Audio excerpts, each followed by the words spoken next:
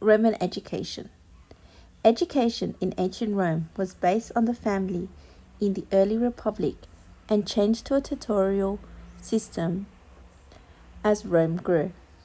Roman parents taught their children the skills necessary for living in the early Republic. These include agricultural, domestic, and military skills, as well as the moral and civil responsibilities expected from them as citizens. Men like Marcus Porcius Cato took their roles as teachers very seriously. Cato made his children hard-working, good citizens and responsible Romans. He was his son's reading teacher, law professor, and his athletic coach. He taught his son to hurl a javelin, to fight in armor, and ride a horse. He also taught him how to box, endure heat and cold, and to swim well. In the 3rd century BC, a Greek from Tarentum named Livius Antronicius was sold as a slave and employed as a tutor for his master's children. After obtaining his freedom, he continued to live in Rome and became the first private tutor to follow Greek methods of education. He also translated Homer's Odyssey into Latin. After the wars with Carthage and the capture of Sicily in 2041 BC, Romans were exposed to a strong influence of Greek thought and lifestyle and found leisure time to study Greek art and literature. As Rome grew, the importance of the family as the central unit within Roman society began to fade, and the old Roman system of education carried out by the pater familias disappeared. A new educational system followed the main Greek centers of learning in Athens and Alexandria. When not waging war, the Romans devoted time to agriculture. It was not until Quintus Ammius 239 to 169 BC, the father of Roman poetry, that Roman literature began. The Roman education system was based on the Greek system, and many of the private tutors in the Roman system were Greek slaves or freed men. The educational methods and subjects were copied across the empire and were the basis for education systems in later Western civilization. Organized education was rare. Fathers were expected to have their children educated, and an advanced education was expected of any Roman who wished to work for the government. Relief found in Novio Magos Trevirarum, a teacher with 2 discipuli, 180 to 185 AD. At the height of the Roman Republic and later the Roman Empire, schools had paying students. Boys and girls were educated.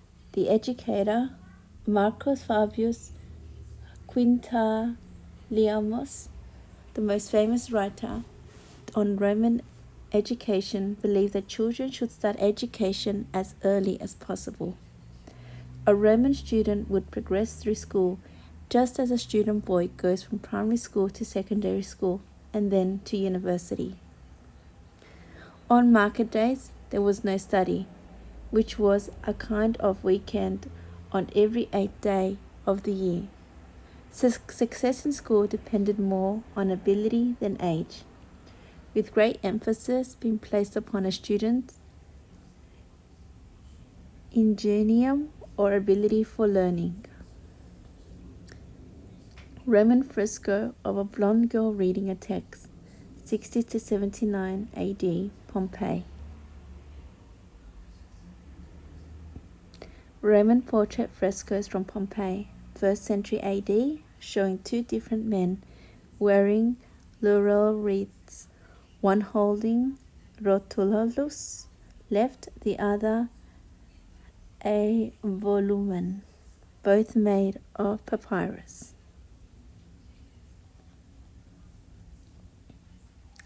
Roman portrait fresco of a young man with a papyrus scroll from Herculaneum, 1st century AD.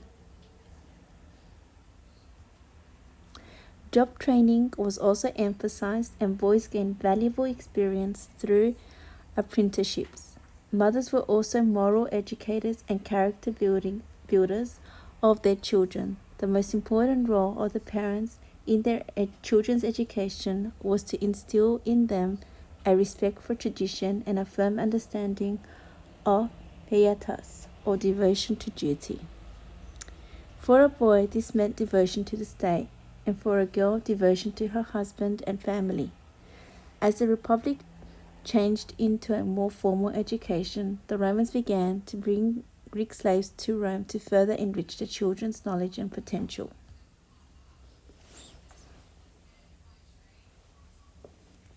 It was typical for Roman children of wealthy families to receive their early education from private tutors. Less wealthy children went to a primary school known as aludos literarius. An instructor in such a school was often known as a literator. Aludos literarius could be found in a variety of places, such as private residence, gymnasiums, or even in the street. Primary school education focused on reading and writing. The students would progress from reading and writing letters to syllables, word lists, then memorizing and dictation. Most of the texts used in early Roman education were poetry. Greek poets such as Homer and Hesiod were used as classroom examples due to the lack of Roman literature. Roman students were expected to work on their own and had no formal examinations or tests. Their performance was measured through exercise that were either corrected or applauded based on performance. Between 9 and 12, boys from wealthy families would study with a grammaticus who worked on his students' writing and speaking skills, showed them how to analyze poetry, and taught them Greek. Poetry analysis continued to use the same poems and poets the students were exposed to in Ludus. Lower class boys would already be working as apprentices, and girls Where were we?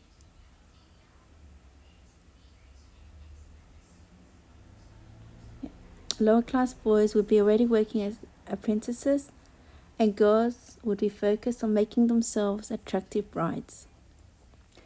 Daily activities included lectures by the grammaticus, expressive reading of poetry, lectio, and the analysis of poetry, partitio.